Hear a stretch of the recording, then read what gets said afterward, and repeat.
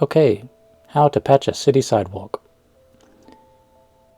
So, long story short, my supply lines were galvanized and about 60 years old. The city engineer was kind enough to point that out to me and let me know I should look into having them replaced. So I contracted a plumber to pull the permit and cut up the sidewalk. Bust up a hole is how they worded it in their quote. And there's the remainder of what they did. So I start by pressure washing the old concrete and just tidy up the work area. I wish I'd cleaned more, especially leaves kept blowing onto my concrete once I got started. Here I'm applying a Quikrete bonding agent, which I understand is just PVA glue. Here's the hard part, moving all the concrete. There's the mixer I borrowed from my buddy. And here goes the first batch. This mixer would hold about two 60-pound bags. At one time I tried 3 and it started to wobble in a funny way. And a little hard to see here. I'll move the camera here in a moment. But yeah, just get it spread out. There we go, floating it just to see if I've got enough in there. I think I had to take those 3 shovels out. And I have the old concrete. It was protected there. I just removed that board. And that was a good decision to help keep all that clean.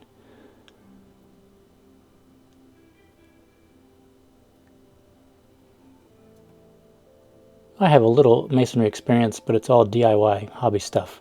This was pretty serious because it's a high-profile street down here in Sheffield, Alabama. About as high profile as you can get on Montgomery Ave. And here we go, tackling the larger square. I ordered 56 bags, a whole skid from Home Depot, and they delivered it for that $70 fee. Oh, there I go, brooming that first square. And I put down some boards to protect it from splatter from the new square here. Delivery is the way to go from, I'd say, Lowe's or Home Depot. And I'm using a 4,000-pound, 60-pound bags of Sacrete in this case, and it's fine. I don't see a huge difference between that and Quikrete. And Home Depot gave a discount if you bought the whole skid, and you can always return the bags that you don't need. The delivery is especially useful because they park the concrete right next to your job site, and the hardest part of dealing with concrete is lifting the individual bags, obviously. And I don't recommend putting a whole skid in the back of your half-ton pickup truck. I watched on YouTube a few people trying to do that, and it really pushed the bed down to the springs, and I just didn't want to break my truck. So yeah, definitely don't get the red bag concrete. It'll set too quickly, so you want just basic slow setting concrete. It doesn't really say that on the bag, but don't get anything fancy, otherwise you won't be able to work it in these I guess these kind of lifts or these separated pours. I ordered way too much. I thought it was a 6-inch slab, but it turns out it was just a 4-inch slab. I think I'd measured the thickest part of it and then calculated that way. But I have some other concrete work to do around here. The thing about this, I did have to make some little forms there to protect that channel where the pavers go down. So it's not the simplest of concrete jobs, and it's city sidewalk. It's not my sidewalk. But I did pull a permit, and I talked to the building inspector, and he said whoever cuts up the concrete needs to put it back. And my plumber didn't do the concrete work, so I decided just to do it myself, and I have enough confidence with the material that it worked out okay. Though this is about the biggest thing I would want to do single-handed, and any bigger I'd probably call in a concrete truck to do the pour. It'd be so much faster. So I had my leveling stick there. I kept having to check and see how much, if I have enough in the little slab there. It was a beautiful spring day, about 72 degrees, so really ideal. I'm pretty sure I thought I had just enough here, and getting it leveled out, and I'm pretty sure here I realized I needed like another half bag to go in there. So made the decision, and it was just a little low on that corner near my left hand up there, and it was a little low on the corner near my right hand on this case, so I said, I better just get another bag in there. Yep. And there it goes. There's the last bag. Sheffield is in the heart of the Muscle Shoals region in Alabama, very famous for its music legacy. And Arthur Alexander and Percy Sledge both recorded here in Sheffield. Very famous. When a Man Loves a Woman, you probably know that song. By Percy Sledge. Anyway, so now I have too much concrete, and I've taken scoops out and just putting them in that old yellow bag there.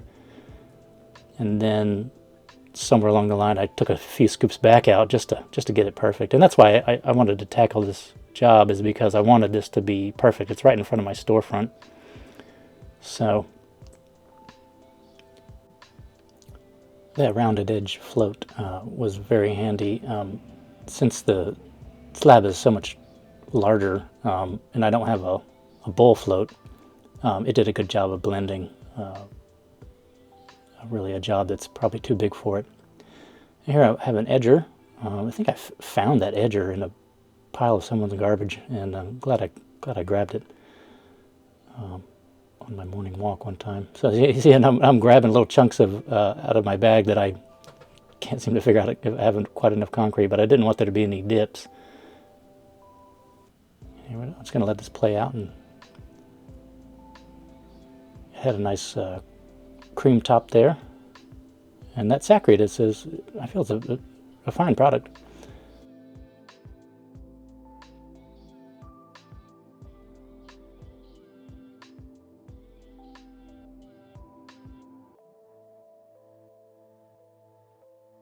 There we go.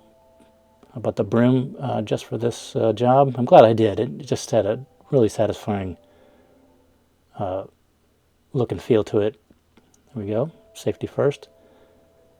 This is another problem with contractors around here. They don't use cones or tape or anything to have someone fallen into it. Here's the hardest part, moving the extra concrete. There was many more bags than that. I think I have 24 more bags. totally overkill. Yeah, I got the pressure wash there. Try to get all the concrete dust so it didn't stain things. There it is the next day. 24 hours later. That's what it said on the bag. Could walk on it. I'm just counting the pavers to make sure I have enough. I noticed the plumber buried some in the ground, and it turned out I did have enough. I bought a few extras there on the cart. They were not quite the right size, and anyway, they were just like an eighth of an inch smaller, which turned out to be handy because sometimes you can't get the final brick in. So then I used those slightly smaller ones to bang them in. So here I'm just kind of shoving all the gravel over to one side to put down some paver sand, or paver base is what they call it, and just trying to see if I'm going to need to go to the hardware store for anything else, and I didn't, and it worked great. So the original concrete, there's a little concrete tray underneath those pavers, but I'm decided just to use gravel and paver base, because now I have an access point to those meters in case I need to, for whatever reason, access where that PEX pipe taps into the meter. I think it'd be a handy thing in case there's ever a leak. It'd probably make it a lot easier to reconnect it. But I'm not expecting anything like that. But there have been some deep freezes the last few years, so who knows. But I used Uponor expandable and clinchable or cinchable type PEX, so you can cinch it or expand it. Really, it's called AquaPEX, and supposedly one of the better materials out there. But yeah, this didn't take too long, about an hour and a half, 2 hours to put all the pavers back and tidy it up. And that's how you would replace a section of concrete all by yourself. Here goes the paver base into the cracks. And absolutely can be done, but definitely block off a whole day to get the pour done and utilize that Home Depot delivery service. It's very, very handy. And some pedestrians there. I was saying, hey, go ahead and walk on it. And that's it. Thanks for joining me.